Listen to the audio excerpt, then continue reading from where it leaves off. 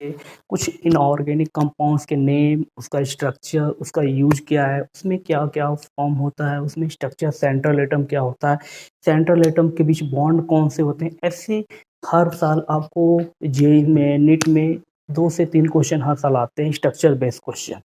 Inorganic compounds का नाम कैसे लिखते हैं, उसका स्ट्रक्चर कैसे ड्रॉ करते हैं, उसके स्ट्रक्चर में कौन-सा बॉन्ड प्रेज़ेंट होता है, कौन-सा बॉन्ड प्रेज़ेंट नहीं होता, इसी से रिलेटेड उस सेंट्रल एटम का ऑक्सीडेशन नंबर क्या होता है, उस बेस पे सारे रिएक्शन सॉरी उस बेस पे सारे आपको क्वेश्चन देखने को मिलेंगे। जेईई में, नीट में, दोनों में से बेस क्वेश्चन आ चुके हैं।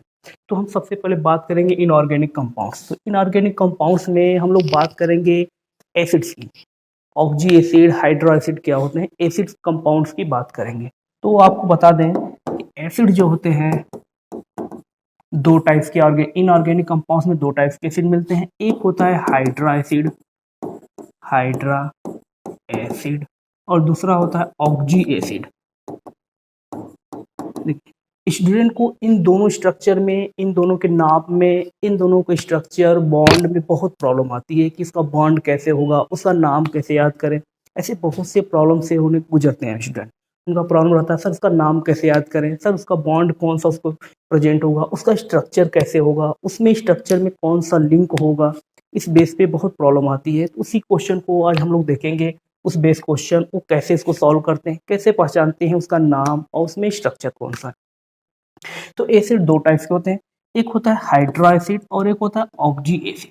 तो हाइड्रा एसिड क्या होता है? तो हाइड्रा एसिड में हाइड्रोजन अगर डायरेक्टली सेंट्रल एटम से बॉन्डेड हो, ध्यान समझिएगा, हाइड्रोजन डायरेक्टली बॉन्डेड हो सेंट्रल एटम से, तो उस एसिड को हम लोग बोलेंगे hydra acid. For example HCl, H2O। देखिए इसमें हाइड्रोजन डायरेक्टली बॉन्डेड है सेंट्रल एटम, इसमें सेंट्रल एटम आपका हो जाएगा क्लोरीन, इसमें ऑक्सीजन, और ये हाइड्रोजन डायरेक्टली सेंट्रल एटम से बॉन्डेड है। जैसे NH3, ये हाइड्रोजन डायरेक्टली बॉन्डेड है अमोनिया नाइट्रोजन से, नाइट्रोजन में सेंट्रल एटम है। जैसे TH3, इसमें बॉन्डेड है फास्फोरस से, फास्फोरस इसमें सेंट्रल एटम है। जब कभी भी स्ट्रक्चर में हाइड्रोजन डायरेक्टली बॉन्डेड होगा सेंट्रल एटम को से, उस स्ट्रक्चर जो एसिड्स होगा उसका नाम होगा हाइड्रा एसिड। ध्यान सुनिएगा, उसका नाम होगा हाइड्रा एसिड। इसके लिए कि याद रखिएगा, hydrogen directly bonded to central atom. अगर ऐसा केस कहीं भी नजर आ रहा है देखने में, कभी भी स्ट्रक्चर में या मॉलिक्यूल्स में ऐसा केस आया, तो समझिएगा वो हाइड्रा एसिड होगा सबसे फर्स्ट। अब बात करते हैं ऑक्जी एसिड की पहचान कैसे करें कि ऑक्जी एसिड होगा। कुछ लोग इसको ऑक्जी एसिड पढ़ते हैं, कुछ लोग ऑक्सी एसिड पढ़ते हैं, ठीक। अब बात करते हैं ऑक्जी एसिड की पहचान कैसे करें, कौन सा कंपाउंड ऑक्जी एसिड होगा, कौन सा कंपाउंड ऑक्जी एसिड नहीं होगा। तो इसके लिए सिंपल सा एक सीक्वेंस, एक लाइन याद रखिएगा, hydrogen directly bonded with oxygen atom और oxygen directly bonded with central atom. अगर किसी भी स्ट्रक्चर में हाइड्रोजन डायरेक्टली बॉन्डेड हो ऑक्सीजन से और ऑक्सीजन डायरेक्टली बॉन्डेड हो सेंट्रल एटम से, अगर ऐसा केस कहीं भी दिखा तो समझ लीजिएगा वो एसिड ऑक्जी एसिड होगा। ध्यान समझिएगा, अगर हाइड्रोजन सेंट्रल एटम से डायरेक्टली बॉन्डेड होगा तो हाइड्रा एसिड होगा, बट अगर हाइड्रोजन ऑक्सीजन एटम से डायरेक्टली बॉन्डेड होगा तो ऑक्जी एसिड होगा। सॉरी, हाइड्रोजन डायरेक्टली बॉन्डेड हो ऑक्सीजन से और ऑक्सीजन डायरेक्टली बॉन्डेड हो सेंट्रल एटम से, ऐसे एसिड को हम लोग ऑक्जी एसिड कैटेगरी में रखते हैं। ऐसे एसिड क्या बोलेंगे? Oxy acid. जैसे ऑक्जी एसिड में जैसे एक फॉर्मूला होता है H2SO4 H3PO4। इसमें जब भी हम स्ट्रक्चर इसका बनाएंगे, जैसे फॉर एग्जांपल इसका स्ट्रक्चर हम ड्रॉ कर रहे हैं, डबल बॉन्ड O, इसमें OH होगा। इसमें जो ऑक्सीजन है, जो हाइड्रोजन है वो डायरेक्टली बॉन्डेड है, ऑक्सीजन से और ऑक्सीजन डायरेक्टली बॉन्डेड है सेंट्रल एटम से। ध्यान सुनिएगा, ऑक्सीजन डायरेक्टली बॉन्डेड है सेंट्रल एटम से और हाइड्रोजन डायरेक्टली बॉन्डेड है ऑक्सीजन एटम से। अगर ऐसा केस आया तो ऑक्जी एसिड होगा। जैसे इसमें जो हाइड्रोजन बॉन्डेड है वो सेंट्रल एटम से डायरेक्टली बॉन्डेड है, इसमें भी जो हाइड्रोजन बॉन्डेड है, जैसे अमोनिया के स्ट्रक्चर अगर हम बनाएं NH, इसमें जो हाइड्रोजन है वो डायरेक्टली बॉन्डेड है सेंट्रल एटम, इसमें सेंट्रल एटम क्या है? अमोनिया है, नाइट्रोजन है। तो हाइड्रोजन किसके साथ बॉन्डेड है? नाइट्रोजन के साथ। बट यहाँ पे जो हाइड्रोजन बॉन्डेड है वो ऑक्सीजन के साथ बॉन्डेड है, और ऑक्सीजन बॉन्डेड है सेंट्रल एटम के साथ। तो ध्यान समझिएगा, अगर ऐसा केस कहीं भी आपको आए कि हाइड्रोजन डायरेक्टली बॉन्डेड हो ऑक्सीजन से और ऑक्सीजन डायरेक्टली बॉन्डेड हो सेंट्रल एटम से, ऐसे एसिड को हम लोग बोलते हैं ऑक्जी एसिड। अब इतने सैकड़ों ऑक्जी एसिड है, अब वो सैकड़ों ऑक्सी एसिड का नाम कैसे लिखें, उसका स्ट्रक्चर कैसे ड्रॉ करें? सारे ऑक्जी एसिड का नाम रटने की जरूरत नहीं है। कुछ लोग क्या करते हैं, सारे नाम स्ट्रक्चर को याद करते हैं, रटते हैं, बट ऐसा कुछ नहीं है। अब मैं कुछ 5-6 एसिड का नाम बताऊंगा, बस आप उसको याद रखिए, बाकी ऑक्जी एसिड का नाम आप लोग बस लिखना सीख जाएंगे। बस इस लेक्चर को पूरा देखेंगे, वो आपको समझ में आ जाएगा कि ऑक्जी एसिड आगे कैसे उसका नाम लिखेंगे। ठीक है, तो जैसे अगर एक और मैं एग्जांपल बताऊं, H2SO4 का जो स्ट्रक्चर होता है, double bond O, double bond OH, OH। अब इसमें जो हाइड्रोजन बॉन्डेड है वो डायरेक्टली बॉन्डेड है ऑक्सीजन के साथ, और ऑक्सीजन डायरेक्टली बॉन्डेड है सल्फर में, और सल्फर इसमें सेंट्रल एटम होता है। सल्फर क्या होता है? Central atom. Oxygen hydrogen bonded है ऑक्सीजन से, ऑक्सीजन बॉन्डेड है सेंट्रल एटम से, ऐसे एसिड्स को हम बोलेंगे ऑक्जी एसिड। ऐसे एसिड को हम लोग क्या बोलेंगे? ऑक्जी एसिड बोलेंगे। अब ऑक्जी एसिड कौन कौन से होते हैं, तो उसको थोड़ा सा मैं दिखा दे रहा हूँ आपको। ऑक्जी एसिड का टाइप, तो मैं 5-6 ऑक्जी एसिड के बारे में बता रहा हूँ, बस आप 5-6 ऑक्जी एसिड का नाम याद रखिए, बाकी नाम हम आपको सिखा देंगे कैसे नाम लिखते हैं, कैसे उनका स्ट्रक्चर होता है, और उसका नाम कैसे रखते हैं। याद रटने की कोई बात नहीं, बस आप 5 का याद रखिएगा। हम कुछ पैरेंट ऑक्जी एसिड, इसको हम लोग पैरेंट ऑक्जी एसिड के नाम से जानेंगे। मैं कुछ ऑक्जी एसिड लिख रहा हूँ, for example H3PO4, H2SO4, HNO3, HXO3। यहाँ पे X होगा क्लोरीन, ब्रोमीन, आयोडीन, फ्लोरीन, और एक है बोरिक एसिड H3BO3। ये कुछ 5-6 ऑक्जी एसिड्स हैं जिनका नाम आप बस इन सब का नाम याद रखिए। बाकी नाम कैसे याद रखते हैं, कैसे लिखते हैं स्ट्रक्चर, उसका मैं आपको एक सिंपल से लैंग्वेज सीक्वेंस में आपको बता दूंगा। सोल्यूशन, उसका बेस्ट सोल्यूशन आ जाएगा। जैसे अगर मैं इसके नाम की बात करूं, तो इसका जो नाम होता है, इसका नाम होता है फास्फोरिक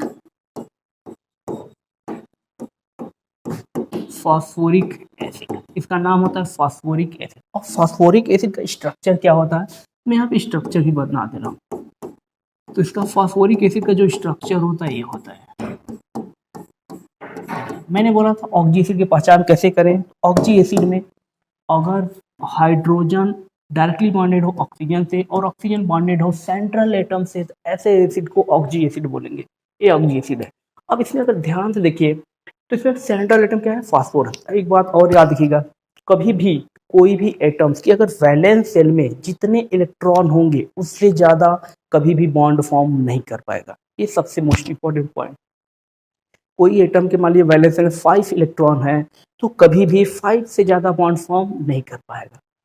चलिए बॉन्ड फॉर्म करेगा तो उसमें वैकेंट में फॉर्म करेगा, लेकिन जनरली जो होता है अपने वैलेंस शेल में जितने इलेक्ट्रॉन होते हैं उतने ही बॉन्ड फॉर्म कर सकता है कोई भी एटम। यहाँ पे फास्फोरस के वैलेंस शेल में 5 इलेक्ट्रॉन होते हैं तो 5 बॉन्ड यहाँ पे मैक्सिमम फॉर्म कर सकता है। ठीक है, ये इसके 5 बॉन्ड हो गए। H3PO3 फास्फोरिक एसिड, और इसमें स्ट्रक्चर क्या है, और इसका जो नाम होता है, इसका नाम होता है सल्फ्यूरिक एसिड। और सल्फ्यूरिक एसिड का जो स्ट्रक्चर होता है S डबल बॉन्ड OSOH और OH।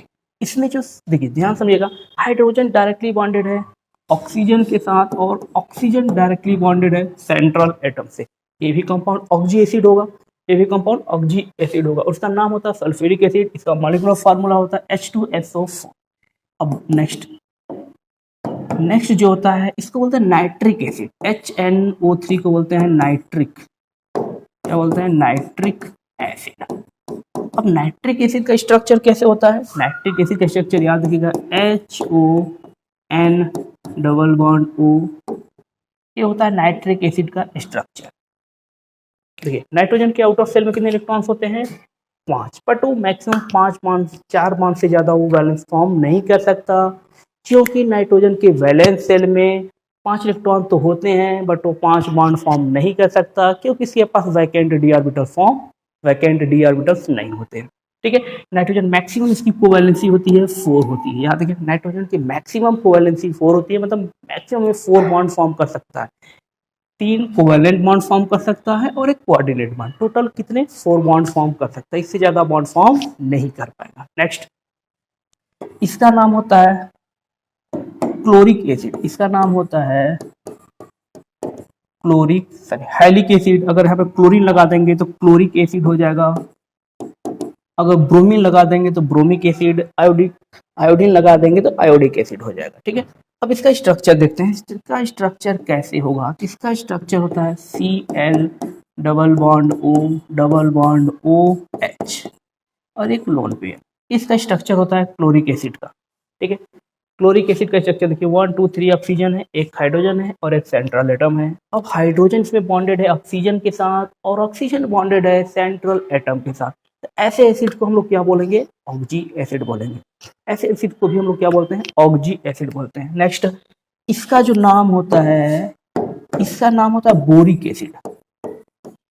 बोरिक एसिड, इसका नाम होता है बोरिक एसिड और इसका स्ट्रक्चर होता है HOH OH। मैंने ये कुछ पैरेंट ऑक्जी एसिड है, इसका नाम और इसका स्ट्रक्चर मैंने आपको बताया। एक बात याद रखिएगा, कभी भी वैलेंस शेल में जितने इलेक्ट्रॉन हैं मैक्सिमम उतनी ही बॉन्डिंग फॉर्म हो सकती है, उससे ज़्यादा अगर बॉन्डिंग आप दिखा रहे हैं तो गलत है, वो स्ट्रक्चर आपका रॉन्ग हो गया। तो जिसके वैलेंस शेल में जितना मैक्सिमम इलेक्ट्रॉन हो मैक्सिमम उतना ही बॉन्ड फॉर्म कर सकता है, उससे ज़्यादा फॉर्म नहीं कर सकता। हाँ, कम फॉर्म कर सकता है बट ज़्यादा फॉर्म नहीं कर सकता, ये पॉइंट याद रखिएगा। ठीक है, ये कुछ ऑक्जी एसिड है, इसका नाम याद रखिए। अब इस 5-6 ऑक्जी एसिड से हम लोग बहुत सारे ऑक्जी एसिड का नाम, स्ट्रक्चर उसका देखेंगे, बस ये आप 5 याद रखिएगा। अब इसके बाद जो ऑक्जी एसिड होते हैं उनको कैसे याद करें, तो मेरा सिंपल सा एक फार्मूला याद रखिएगा। हाँ, एक चीज और, अगर आप ध्यान से देखिए, इन सारे ऑक्जी एसिड के नाम के लास्ट में इक एसिड आ रहा है। ध्यान से देखिए, तो इक एसिड आ रहा है क्या? सारे फंक्शनल ग्रुप के लास्ट में क्या आ रहा है? इक एसिड आ रहा है। देखिए ध्यान से, phosphoric acid, sulphuric acid, nitric acid और यहाँ पे क्लोरिक एसिड, यहाँ पे बोरिक एसिड, सब पैरेंट ऑक्जी एसिड के नाम के लास्ट में क्या आ रहा है? इक एसिड आ रहा है। अब इस इक एसिड का क्या मीनिंग है, कैसे इसको हम क्यों मार्क किए हैं, क्या इसका यूज है, इसको जस्ट मैं आपको भी समझा रहा हूँ। एक फार्मूला याद रखिएगा, एक फार्मूले में बना रहा हूँ, उस फार्मूला बस आप दिमाग में याद रखिएगा कि फार्मूले का यूज कैसे करना है, मैं जरूर बता रहा हूँ। इक एसिड, ये फार्मूला याद रखिएगा। जिस भी ऑक्जी एसिड के नाम के लास्ट में इक एसिड आएगा, उस मॉलिक्यूलर फार्मूला में एक ऑक्सीजन ऐड करने पर जो भी मॉलिक्यूलर फार्मूला तैयार होगा, उस मॉलिक्यूलर फार्मूला के नाम के स्टार्टिंग में पर लगाएंगे या परऑक्सी लगाएंगे। क्या नाम वर्ड ऐड कर देंगे? पर और या परऑक्सी, चाहे पर नाम ऐड करिए चाहे परऑक्सी नाम ऐड करिए, और फिर उसके लास्ट में ऑक्जी एसिड आ जाएगा। ऑक्जी एसिड, जो ऑक्जी एसिड रहेगा उसका नाम देंगे, बस उसके नाम के आगे हम क्या लगा देंगे? पर वर्ड या परऑक्सी वर्ड जोड़ देंगे। ठीक है, या तो पर वर्ड लगाइए PER, या तो परऑक्सी वर्ड लगाइए।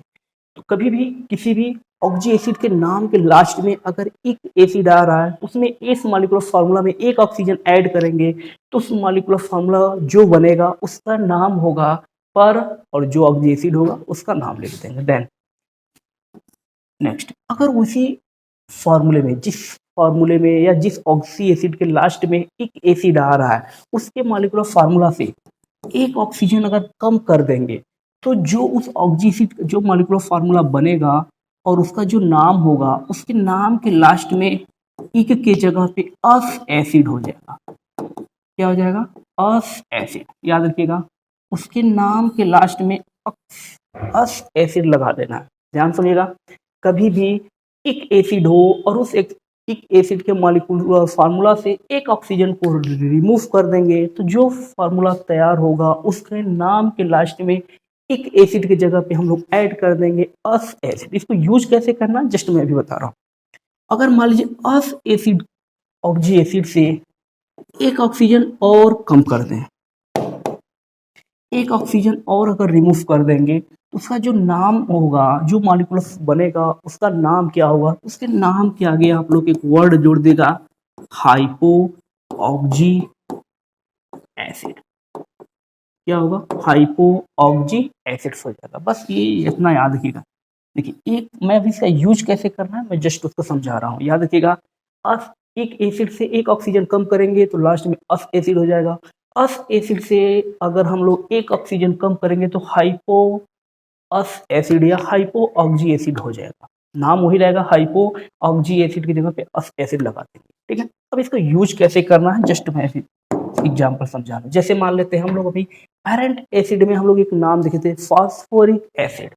फास्फोरिक एसिड H3PO4, इसका नाम है फास्फोरिक एसिड। क्या नाम है, फास्फोरिक एसिड। देखिए फिर लास्ट में इक एसिड आ गया, इसके लास्ट में इक एसिड आ गया। अब इस इक एसिड से एक ऑक्सीजन ऐड करेंगे, जब इसमें इक एसिड में एक ऑक्सीजन ऐड करेंगे तो फार्मूला होगा H3PO5। क्या हो जाएगा, H3PO5। अब H3PO5 भी एक ऑक्जी एसिड है तो इसका नाम क्या होगा भाई, ऑक्जी एसिड है तो उसका नाम कैसे लिखेंगे, तो नाम लिखने के लिए मैंने यहाँ पे फार्मूला बताया। ऑक्जी एसिड के नाम से पहले क्या जोड़ देंगे, पर वर्ड जोड़ देंगे। इसका नाम चाहे पर वर्ड ऐड करिए चाहे पराक्सी वर्ड ऐड करिए, इसका जो नाम होगा पर फास्फोरिक, पर फास्फोरिक एसिड होगा। इसका नाम क्या होगा, पर फास्फोरिक एसिड। ध्यान से सुनिएगा, इसका नाम फास्फोरिक एसिड है तो इसका नाम हो जाएगा पर फास्फोरिक एसिड। अगर H3PO4 होगा तो फास्फोरिक एसिड, बट अगर H3PO5 होगा तो पर फास्फोरिक एसिड। अभी जस्ट मैं इसका स्ट्रक्चर भी आपको दिखाऊंगा, इसका स्ट्रक्चर क्या होगा। अगर मैं इसकी स्ट्रक्चर की बात करूं तो इसका स्ट्रक्चर कैसे होगा, फास्फोरस के वैलेंस शेल में 5 इलेक्ट्रॉन होते हैं तो यहाँ पे 5 बॉन्ड भी फॉर्म होगा। लेकिन एक लाइन याद रखिएगा, अगर किसी भी स्ट्रक्चर में C O single bond O link अगर दिखा, याद रखिएगा उस लिंक को हम परऑक्सी लिंक या तो परऑक्साइड बोलते हैं, या तो परऑक्सी लिंक होगा या तो परऑक्साइड होगा। याद रखिएगा इस लिंक को ओ सिंगल बॉन्ड ओ जो लिंक होता है इसको बोलते हैं परऑक्साइड लिंक। क्या बोलते हैं, परऑक्साइड लिंक। और इसीलिए उसके नाम से आगे पर वर्ड ऐड हो जाता है, या तो परऑक्सी वर्ड ऐड करिए या तो पर वर्ड ऐड करते हैं। इसका स्ट्रक्चर है, पर फास्फोरिक एसिड का स्ट्रक्चर है, उसमें एक परऑक्सी लिंक होता है। डायरेक्ट क्वेश्चन पूछा जाता है, मॉलिक्यूलर फार्मूला गिवन होगा और पूछेगा इसमें परऑक्सी लिंक प्रेजेंट है या नहीं है। तो स्ट्रक्चर आपको अगर पता रहेगा तो आप बता सकते हैं कि इसमें परऑक्सी लिंक ऐड है या नहीं है। जैसे एक और, अब एक एसिड से एक ऑक्सीजन को रिमूव करते हैं, जब एक ऑक्सीजन को रिमूव करेंगे तो फार्मूला तैयार होगा H3PO3। फार्मूला क्या तैयार होगा, H3PO3। अब इसका नाम कैसे लिखेंगे, देखिए एक एसिड से एक ऑक्सीजन कम करेंगे, एक ऑक्सीजन को रिमूव करेंगे, उसके एक की जगह पे एसिड आ जाएगा, फिर नाम वही रहेगा, बस नाम में थोड़ा सा चेंज। Phospho phosphorus acid. क्या नाम आ जाएगा, फास्फोरस एसिड। H3PO3 नाम में उसको फास्फोरस, जहाँ पे एक एसिड था वहाँ पे फास्फोरस एसिड आ जाएगा। याद रखिएगा फास्फोरिक की जगह पे फास्फोरस एसिड आ जाएगा। अब बात करते हैं इसकी स्ट्रक्चर की। इसका स्ट्रक्चर मैंने आपको पीछे पढ़ा चुका था। इसका स्ट्रक्चर कैसे लिखते हैं, याद रखिएगा जब भी फास्फोरिक एसिड का स्ट्रक्चर बनाना होगा एक पी डबल बॉन्ड उसमें फिक्स कर दीजिएगा। ऑलवेज किसी भी स्ट्रक्चर में, हर एक स्ट्रक्चर में पी डबल बॉन्ड वो एक रहेगा ही रहेगा। ये बात, हर एक स्ट्रक्चर में पी डबल बॉन्ड वो एक फिक्स रहेगा, वो ऑलवेज बनेगा, हर एक स्ट्रक्चर बनेगा। एक स्ट्रक्चर बनाते समय पी डबल बॉन्ड को फिक्स कर दीजिएगा। अब बच गए कितने ऑक्सीजन, दो ऑक्सीजन के साथ दो हाइड्रोजन को ऐड कर दीजिए। अब बच गया, ऑक्सीजन हो गया, फास्फोरस हो गया, दो हाइड्रोजन, अब बच गया एक हाइड्रोजन। तो एक हाइड्रोजन को आप डायरेक्ट फास्फोरस के साथ जोड़ दीजिए, एक हाइड्रोजन को डायरेक्ट फास्फोरस के साथ आप ऐड कर दीजिए। इस स्ट्रक्चर हो गया फास्फोरस एसिड का। अब ध्यान सुनिएगा, फास्फोरस एसिड से एक ऑक्सीजन को और रिमूव करते हैं। जब एक ऑक्सीजन को और रिमूव किया जाएगा तो फार्मूला तैयार होगा H3PO2। फार्मूला देखिए, 3 ऑक्सीजन था, एक ऑक्सीजन कम हो गया तो H3PO2 फॉर्म हो जाएगा। अब H3PO2 का नाम क्या होगा, तो मैंने यहाँ बोला था देखिए, अस एसिड से एक ऑक्सीजन को रिमूव करेंगे तो उसके जो भी ऑक्जी एसिड होगा उसके नाम के पहले क्या आ जाएगा, हाइपो। इसका नाम है फास्फोरस एसिड, तो नाम से पहले क्या जुड़ जाएगा, हाइपो। हाइपो फास फास्फोरस एसिड, क्या हो जाएगा, हाइपोफास्फोरस एसिड। इसका स्ट्रक्चर हो जाएगा, सॉरी, नाम होगा हाइपोफास्फोरस एसिड। ध्यान सुनिएगा, तो इसका स्ट्रक्चर की अगर हम बात करें तो इसमें मैंने बोला था पी डबल बॉन्ड ओ एक तो फिक्स रहेगा, एक ऑक्सीजन और है तो उसके साथ हाइड्रोजन को जोड़ दो और बच गए 2 हाइड्रोजन, तो 2 हाइड्रोजन को आप डायरेक्टली फास्फोरस के साथ ऐड कर दीजिए। ये स्ट्रक्चर होता है हाइपोफास्फोरस एसिड का। ध्यान समझिएगा, जिस तरह मैंने फास्फोरिक एसिड के लिए फार्मूला यूज किया, सेम वही फार्मूला हम लोग यूज कर सकते हैं सल्फ्यूरिक एसिड। जितने भी पेरेंट एटम मैंने आपको पीछे पढ़ाया, यही सेम फार्मूला इनके साथ भी यूज करके इनका नाम लिख सकते हैं। सेम फार्मूला हम लोग यहाँ भी अप्लाई करके उसका नाम लिख सकते हैं। जैसे एक तो मैंने फास्फोरिक एसिड के साथ बताया, एक और मैं आपको बता दे रहा हूँ, एक सल्फ्यूरिक एसिड के साथ। ठीक है, बाकी आप खुद से करिएगा, प्रयास करिएगा। ठीक है, एक मैं और आपको बता रहा हूँ, जैसे देखिए इसका नाम है H2SO4। इसका नाम होता है सल्फ्यूरिक एसिड। सल्फ्यूरिक एसिड, इसका नाम होता है सल्फ्यूरिक एसिड। अब देखिए इसके नाम के लास्ट में क्या आ गया, इक एसिड आ गया। मतलब इक एसिड आया, इसमें अगर एक ऑक्सीजन ऐड करेंगे तो फार्मूला तैयार होगा H2SO5। क्या फार्मूला तैयार होगा, H2SO5। ध्यान समझिएगा। अब इसका नाम कैसे लिखेंगे, तो मैंने बोला था एक ऑक्सीजन जब ऐड करते हैं उस ऑक्सी एसिड के नाम से पहले पर वर्ड ऐड कर देते हैं, या तो पराक्सी वर्ड ऐड करिए या तो पर वर्ड ऐड करिए। इसका नाम हो जाएगा पर सल्फ्यूरिक, सॉरी, पर सल्फ्यूरिक एसिड।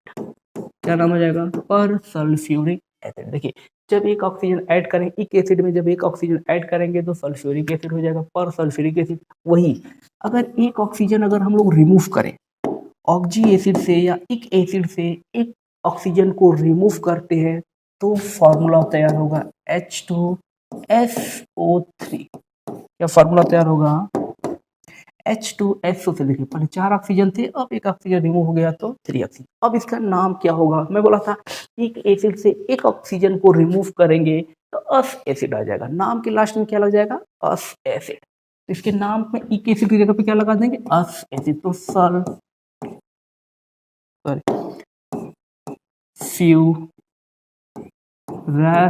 एसिड आ जाएगा। नाम क्या हो जाएगा, सल्फ्यूरस एसिड। अब बात करते हैं इसके स्ट्रक्चर की।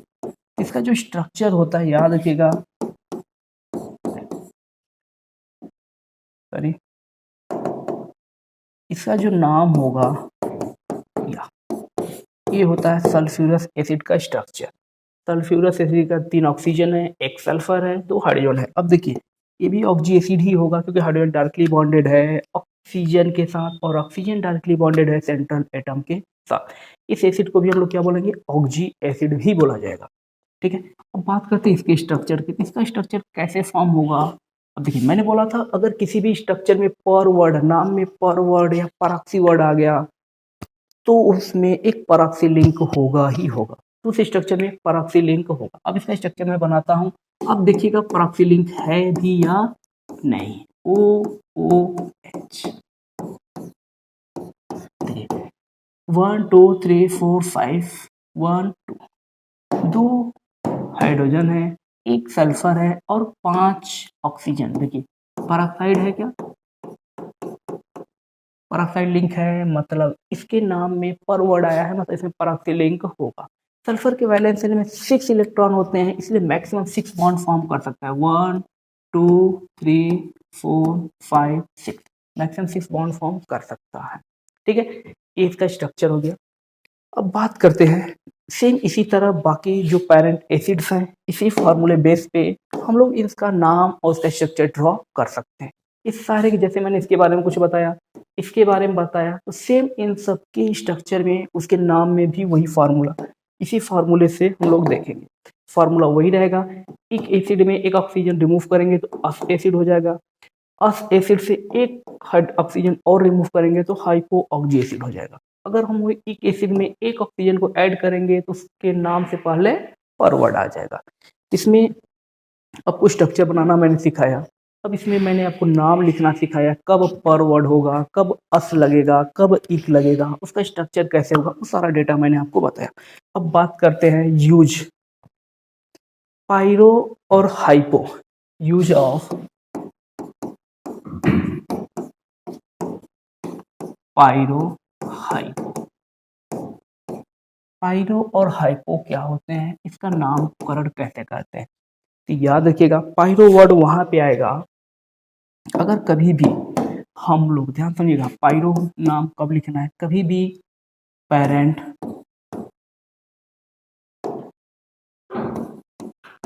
Parent oxy acid, parent oxy acid को डबल करके, पेरेंट ऑक्सी एसिड को डबल करके अगर हम लोग उसमें से वाटर को रिमूव कर दे, जो ऑक्सी एसिड बनेगा उसके नाम के आगे पायरो ऑक्सी एसिड होगा, पायरो ऑक्सी एसिड हो जाएगा। याद रखिएगा ये फार्मूला बहुत सिंपल है। अब 2 मोल पेरेंट ऑक्सी एसिड लेके उसमें से 1 मोल वाटर निकाल दीजिए, तो जो ऑक्सी एसिड बनेगा उसके नाम के आगे हम लोग क्या ऐड कर देंगे, पायरो वर्ड ऐड कर देंगे। याद रखिएगा क्या नाम ऐड करेंगे, पायरो। जैसे एग्जांपल, जैसे H3PO4, ये क्या होता है, एक पेरेंट ऑक्सी एसिड है। क्या होता है, एक पेरेंट ऑक्सी एसिड मैंने स्टार्टिंग में 5-6 बताया था, वही पेरेंट ऑक्सी एसिड है। इसको आप लोग डबल कर दीजिए, पहले तो डबल करेंगे तो फॉर्मूला होगा H6P2O8 होगा। अब इसमें से हम 1 मोल वाटर निकालेंगे, 1 मोल वाटर में 2 हाइड्रोजन और 1 ऑक्सीजन होता है। 1 मोल वाटर में 2 मोल हाइड्रोजन और 1 मोल ऑक्सीजन होता है, तो 2 मोल हाइड्रोजन निकलेगा, 1 मोल ऑक्सीजन निकलेगा, तो स्ट्रक्चर फॉर्मूला होगा H4P2O7 हो जाएगा। क्या हो जाएगा, H4P2O7 हो जाएगा। तो इसका नाम क्या हो जाएगा, इसका जो नाम होगा, क्या वर्ड ऐड करना है, पायरो। उसके जो भी मॉलिक्यूलर फार्मूला तैयार होगा उसके नाम के आगे क्या जोड़ देंगे, पायरो। उसका नाम होता है फास्फोरिक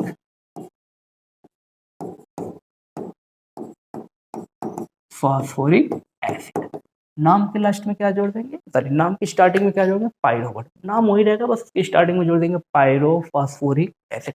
ये स्ट्रक्चर मॉलिक्यूलर फार्मूला है पायरो फास्फोरिक एसिड का। अब इसका स्ट्रक्चर कैसे ड्रॉ करना है, मैं जस्ट आपको थोड़ा सा एक सिंपल सा तरीका बताऊंगा, एक ट्रिक बताऊंगा, जिससे आप सारा स्ट्रक्चर ड्रॉ कर लोगे। जैसे एक और एग्जांपल समझते हैं, जैसे सल्फ्यूरिक एसिड H2SO4 को डबल करेंगे तो फार्मूला होगा H4H2O8 तैयार होगा। और इसमें से हम लोग वाटर रिमूव करेंगे तो हमारा फार्मूला तैयार होगा H2H2O7। H2H2O7, देखिए 2 मोल हम डबल करके वाटर निकाल दिए तो फार्मूला हमारा ये तैयार हो गया। अब इसका नाम कैसे लिखते हैं, तो नाम लिखने, इसका नाम हो जाएगा पायरो सल्फ्यूरिक सल्फ्यूरिक एसिड। क्या नाम हो जाएगा, पायरो सल्फ्यूरिक एसिड। जैसे एक और, जैसे 2 मोल हम लोग सल्फ्यूरस एसिड ले लें H2SO3, तो फार्मूला हमारा तैयार होगा H4S2O6।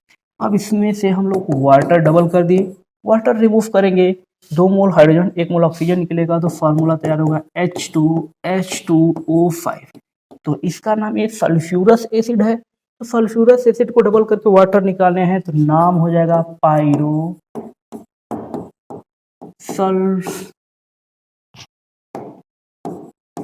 सल्फ्यूरस एसिड, क्या नाम हो जाएगा, पायरोसल्फ्यूरस एसिड हो जाएगा। जैसे इसी तरह अगर हम लोग फास्फोरस एसिड से निकालेंगे, डबल करके वाटर निकालेंगे तो उसका नाम होगा पायरोफास्फोरस एसिड होगा। इसी तरह में सारे नाम हम लोग अप्लाई कर सकते हैं, सारे नाम स्ट्रक्चर हम लोग निकाल सकते हैं। ऐसा नहीं कि सिर्फ इतने, जितने भी पेरेंट एसिड है, पेरेंट ऑफ जी एसिड है, सबको डबल करके वाटर निकालिए तो सबके नाम के स्टार्टिंग में पायरो वर्ड आ जाएगा, सबके नाम की स्टार्टिंग में क्या आ जाएगा, पायरो वर्ड आ जाएगा। अब बात करते हैं इसके स्ट्रक्चर की, इसका स्ट्रक्चर कैसे बनाएंगे, कैसे इनका स्ट्रक्चर बनाएंगे और इसमें कौन से स्ट्रक्चर में कौन कौन से लिंकेज होगी, double bond, sorry central atom which कौन सा बॉन्ड होगा, उसको बहुत बार क्वेश्चन आ चुका है।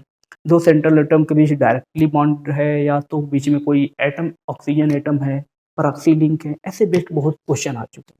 इसके लिए मेरा ट्रिक याद रखिएगा, एक ट्रिक है, फर्स्ट ट्रिक है, इफ सेंट्रल एटम दो हो, तो अगर सेंट्रल एटम दो हो और टर्मिनल एटम और सराउंडिंग एटम, टर्मिनल एटम या सराउंडिंग एटम, सेंट्रल एटम के अलावा जो भी अदर एटम्स होते हैं उन्हें सराउंडिंग एटम बोलते हैं या टर्मिनल एटम बोलते हैं। अगर वो इवन नंबर हो, सॉरी ऑड नंबर हो, उसका नंबर ऑड नंबर हो तो उसके स्ट्रक्चर में हमेशा याद रखिएगा central atom single bond O, single bond central atom होगा, ये बात याद है। उसके स्ट्रक्चर में ऑलवेज सेंट्रल एटम, दो सेंट्रल एटम के बीच में एक ऑक्सीजन एटम आएगा, श्योर है। एक्सेप्ट, इसमें एक एक्सेप्शन है, एक्सेप्ट H2S2O5, इसको छोड़ के बाकी जितने भी स्ट्रक्चर में दो सेंटर हो, बाकी टर्मिनल एटम ऑड नंबर का हो, तो उसके स्ट्रक्चर में हमेशा दो सेंट्रल एटम के बीच में एक ऑक्सीजन लिंक होगा। जैसे H2S2O7, H4P2O7, H4P2O5, etcetera etcetera. इन सारे स्ट्रक्चर के नाम के लास्ट में, सॉरी स्ट्रक्चर में सेंट्रल बॉन्ड, दो सेंट्रल बॉन्ड के बीच में एक ऑक्सीजन एटम आएगा। पहले मैं इसकी स्ट्रक्चर की बात कर रहा हूँ, ये एक्सेप्शन क्यों आया, इसका स्ट्रक्चर कैसे होगा। इस स्ट्रक्चर में दोनों सेंट्रल एटम के बीच में एक भी ऑक्सीजन एटम नहीं आएगा। इसका स्ट्रक्चर होता है S double bond O, OH single bond S double bond OH,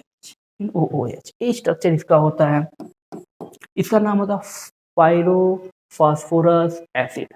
अभी मैंने इसका पिछले, देखिए इसका या पायरोफास्फोरस एसिड इसका नाम होता है। इसमें दो सेंट्रल एटम क्या है, सल्फर है, दो सल्फर के बीच में, दो सल्फर के बीच में एक सिंगल बॉन्ड आता है, दो सल्फर बीच में सिंगल बॉन्ड है, कोई ऑक्सीजन एटम नहीं है, इसको छोड़ के देखिए सेंट्रल एटम दो है, सराउंडिंग एटम ऑड नंबर का है, सराउंडिंग एटम या टर्मिनल एटम क्या है, ऑड नंबर का है। अगर ऑड नंबर का है तो हमेशा स्ट्रक्चर में दो सेंट्रल एटम के बीच में एक ऑक्सीजन एटम आएगा। अब उसको कैसे देखते हैं, उसको स्ट्रक्चर से मैं समझा रहा हूँ। उसका स्ट्रक्चर, जैसे मैं इसकी स्ट्रक्चर की बात कर रहा हूँ, H2S2O7, इसमें देखिए सेंट्रल एटम दो है, सराउंडिंग एटम 7 है, मतलब ऑड नंबर है, सराउंडिंग एटम ऑड नंबर। तो इसका स्ट्रक्चर क्या होगा, तो पहले sulphur O, sulphur, central atom sulphur है, दोनों सल्फर के बीच में एक ऑक्सीजन एटम को ऐड कर देते हैं, बाकी सबको बैलेंस कर देते हैं। देखिए बाकी सबको हम लोग बैलेंस कर दिए, बहुत सिंपल सा स्ट्रक्चर हो गया, इसका स्ट्रक्चर ड्रॉ हो गया। इसका नाम होता है पायरोफॉस्फोरिक एसिड। पायरोफॉस्फोरिक एसिड का स्ट्रक्चर ये हो गया। जैसे देखिए मैंने आपको इसका स्ट्रक्चर बताया था, पायरोफॉस्फोरिक एसिड H2S2O7, इसका स्ट्रक्चर यहाँ पे मैंने यहाँ पे दिखा दिया। देखिए सल्फर 2 1 2 3 4 5 6 7, दो हाइड्रोजन दो सल्फर, इसका स्ट्रक्चर ये हो जाएगा। कभी भी याद रखिएगा सेंट्रल एटम दो हो और सराउंडिंग एटम का नंबर ऑड नंबर हो तो हमेशा दो सेंट्रल एटम के बीच में एक ऑक्सीजन एटम रहेगा ही रहेगा, उसमें से एक्सेप्ट इस स्ट्रक्चर को छोड़ के बाकी सारे स्ट्रक्चर में ऐसे ही होगा। जैसे और देखते हैं, जैसे मैं इसकी स्ट्रक्चर की बात करूं, जैसे मैं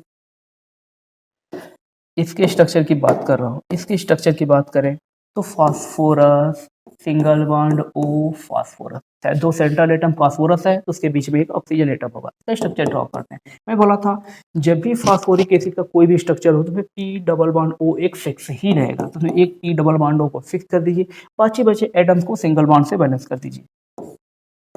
एच ओ एच, यहाँ पर एच ओ एच, देखिए ऑक्सीजन एटम कितने हैं यहाँ पे 5 था, 1 2 3 4 5, हाइड्रोजन कितने थे 4, 1 2 3 4, दो फास्फोरस हो गया, बैलेंस भी हो गया, स्ट्रक्चर भी हो गया। देखिए दो सेंट्रल एटम के बीच में एक ऑक्सीजन एटम आ गया, एक ऑक्सीजन एटम आ गया, इसका नाम होता है पायरोफॉस्फोरस एसिड। मैंने आपको पीछे इसका स्ट्रक्चर मॉलिक्यूलर फार्मूला नाम दिखाया था, इसका नाम होता है पायरोफॉस्फोरस एसिड। ऐसे बहुत सारे नाम होते हैं, जैसे मैं और नाम आपको लिखना सिखा रहा हूँ, जैसे Mn2O7 एक ये दिया। देखिए इसमें सेंट्रल एटम कितने हैं, 2 हैं, सराउंडिंग एटम कितने हैं, 7 हैं, मतलब ऑड नंबर है, तो स्ट्रक्चर के बीच में ओ लिंक आएगा। जैसे सेंट्रल एटम है मैग्नीज है तो उसके मैग्नीज के बीच में एक Mn आएगा ही, एक ऑक्सीजन एटम आएगा ही आएगा, क्योंकि central atom odd number, surrounding atom odd number है, तो इसका बाकी के स्ट्रक्चर को आप बैलेंस कर दीजिए। लीजिए बाकी का स्ट्रक्चर भी आपका तैयार हो गया। अब बात करते हैं Mn2O7, सेंट्रल एटम 2 है, सराउंडिंग एटम 7 है, ऑड नंबर है, तो स्ट्रक्चर दो सेंट्रल एटम के बीच में एक ऑक्सीजन एटम आएगा ही आएगा। जैसे N2O5, N2O5 में देखिए सेंट्रल एटम 2 है, सराउंडिंग एटम 5 है, इसका स्ट्रक्चर में भी N single bond O single bond N, मतलब दो सेंट्रल एटम के बीच में एक ऑक्सीजन आएगा। सेंट्रल एटम क्या है, नाइट्रोजन है। या अब बाकी हाइड्रोजन को बैलेंस कर दीजिए,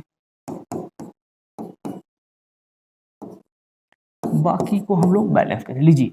N single bond O single bond O, एक का स्ट्रक्चर हो गया।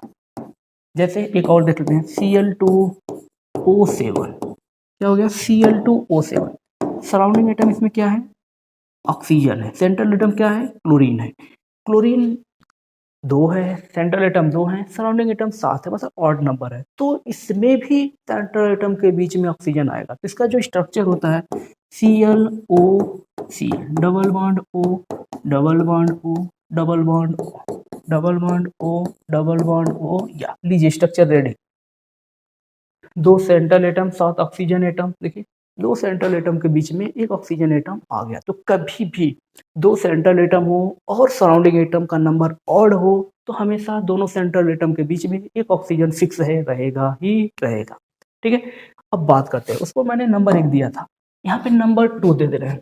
फॉर्मूला एक और है, इफ सेंट्रल एटम आपका 2 हो बट सराउंडिंग एटम और टर्मिनल एटम का नंबर इवेन हो तो हमेशा याद रखिएगा, हमेशा नहीं, जनरली क्या होगा, सेंट्रल एटम के बीच एक सिंगल बॉन्डेड होगा, उसके बीच में कोई ऑक्सीजन एटम नहीं होगा, ये याद रखिएगा। दोनों सेंट्रल एटम डायरेक्टली जुड़े होंगे, उनके बीच में कोई भी एटम नहीं होगा, लेकिन इसमें कुछ एक्सेप्शन भी है, एक्सेप्ट H2 H2O8 या H4P2O8, इनको छोड़ के इनके स्ट्रक्चर में परऑक्सी लिंक होगा, इसका स्ट्रक्चर को छोड़ के बाकी जितने भी स्ट्रक्चर होते हैं सबके स्ट्रक्चर में, मैक्सिमम स्ट्रक्चर में आपको central atom single bond central atom होगा। जैसे एक एग्जांपल के लिए मैं आपको बता रहा हूँ, H2H2O6 H2H2O6 H4P2O6, ये सारे स्ट्रक्चर जो भी स्ट्रक्चर हैं, जैसे और देख लेते हैं N2O4 Cl2O6 ये जितने भी स्ट्रक्चर हैं सब के सब स्ट्रक्चर में आपको सेंट्रल एटम डायरेक्टली बॉन्डेड होंगे, कैसे होंगे, डायरेक्टली एक दूसरे से बॉन्डेड होंगे। ठीक है, जैसे मैं स्ट्रक्चर की बात करता हूँ, जैसे ये स्ट्रक्चर हो गया, इसमें देखिए सेंट्रल एटम क्या है, 2 है, सराउंडिंग एटम क्या है, 6 है, और 6 नंबर इवन नंबर है, तो उसका स्ट्रक्चर क्या होगा, S सिंगल बॉन्ड S। अब बाकी सबको बैलेंस कर दीजिए, हमेशा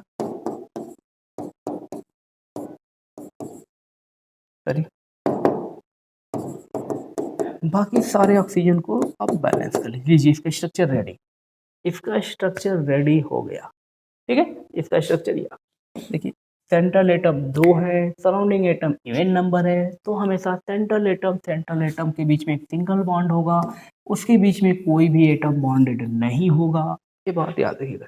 जैसे मैं इसकी स्ट्रक्चर की अगर बात करूं, इसका स्ट्रक्चर कैसे होगा, तो P double bond O, P double bond O, बाकी सबको अब बैलेंस कर सकते हैं। बाकी सबको आप बैलेंस कर लीजिए। 4 ऑक्सीजन, 2 3 4 5 6 ऑक्सीजन हो गया, 4 हाइड्रोजन, 2 फास्फोरस, इसका स्ट्रक्चर हो गया। अगर मैं इसकी स्ट्रक्चर की बात करूं तो N double bond O, N double bond O लीजिए, इसका स्ट्रक्चर भी रेडी हो गया। किसका? N2O4 का भी स्ट्रक्चर। देखिए, दोनों सेंट्रल एटम के बीच में कोई एटम बॉन्डेड नहीं है, डायरेक्टली दोनों एक दूसरे से बॉन्डेड है, सिंगल बॉन्ड से बॉन्डेड है। कभी भी अगर ऐसा क्वेश्चन आ गया स्ट्रक्चर में, नाम मैंने लिखना सिखा दिया, स्ट्रक्चर ड्रॉ करना मैंने सिखा दिया, उस सारे स्ट्रक्चर को आप याद रखिएगा, कैसे स्ट्रक्चर बनाते हैं, नाम कैसे लिखते हैं। मैंने पायरो हाइपो वर्ड का यूज करना आपको सिखा दिया। पायरो वर्ड कब होगा, हाइपो वर्ड कब यूज करेंगे, हाँ थोड़ा सा एक हाइपो वर्ड के लिए अगर ध्यान सुनिएगा। पायरो तो मैंने बता दिया, हाइपो के बारे में मैं बता रहा हूँ। हाइपो का यूज, हाइपो वर्ड कब यूज करना, तो याद रखिएगा, कभी भी ऑक्जी एसिड से, किसी भी ऑक्जी एसिड से हम लोग डायरेक्ट अगर वाटर निकाल दें, किसी भी ऑक्जी एसिड से डायरेक्ट वाटर निकालने पे जो ऑक्जी एसिड बनेगा, उसके नाम के पहले हम लोग हाइपो वर्ड ऐड कर देंगे। क्या वर्ड ऐड करेंगे? हाइपो। ये बात याद रखिएगा, ये फार्मूला याद रखिएगा। किसी भी ऑक्जी एसिड से डायरेक्ट वाटर निकालने पर जो भी एसिड बनेगा उसके नाम के आगे हम लोग हाइपो वर्ड ऐड कर देंगे। जैसे एग्जांपल H3PO4, जैसे H4P2O7 है, जैसे इसी के बारे में बता देते हैं। अब मुझे बताइए, इसका नाम था पायरो फास्फोरिक एसिड था। क्या नाम था? पायरो फास्फोरिक एसिड था। अब इसमें से हम डायरेक्ट अगर वाटर निकाल लें, 2 हाइड्रोजन 1 ऑक्सीजन रिमूव हो जाएगा, तो फार्मूला होगा H2P2O6 और इसका नाम हो जाएगा हाइपो फास्फोरिक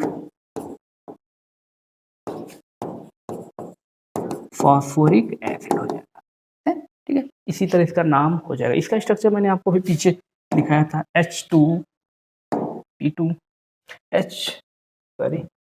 यहाँ पे 4 रहेगा, ठीक है, यहाँ पे 4 आ जाएगा।